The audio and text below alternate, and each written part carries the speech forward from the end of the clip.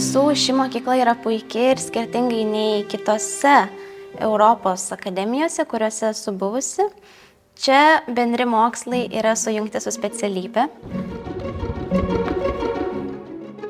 Mano klasė ryte dažniausiai turi bendro lavinimo pamokas, o po pietų jau eina specialybės pamokos.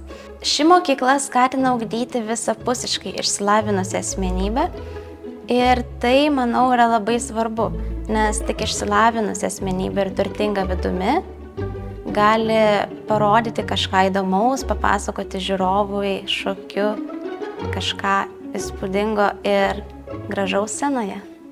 Vaikai yra skirtingi ir prie jų reikia rasti prieimą, bet ir pedagogai yra skirtingi. Bet vis tiek pedagogas turi išlikti žmogumi.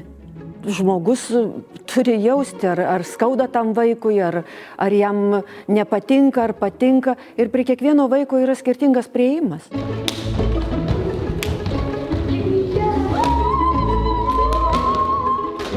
Aš manau, ir tie mokytojai vis tiek, kadangi mes jais matomės per savaitę labai dažnai, jie nori sukurti kuo malonesnę aplinką, kad mums būtų malonu lankyti tas pamokas ir kad vis tiek galėtume mėgauti šokiu, bet taip pat ir tobulėtume kiekvieną dieną.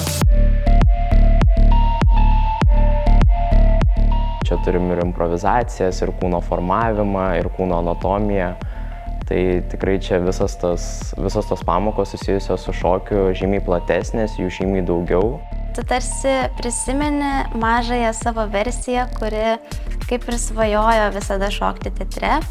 Ir būtent šokimas jau šalia profesionalių baleto artistų tarsi jau yra didesnis žingsnis tavo svajonės link. Ir tai išties yra labai nuostabus jausmas, kurį netgi sunku paaiškinti. Ir iš tiesų labai patinka visada šokti teatre.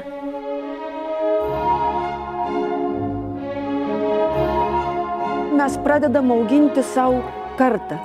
Ir ta karta vis eina ir eina į spektaklius. Mes turim Korsarą, mes turim Don Kichotą, Žizelį. Visą laiką, kai įeina mokykla, pamažu ir nuo tokių mažiukų iki didesnių. Dabar Arlekino milijonai.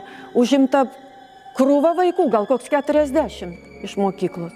Ir nuostabu. Tarp kitko, didžiausią pasiekimą turi mūsų Arlekino milijonai, kai išeina vaikai.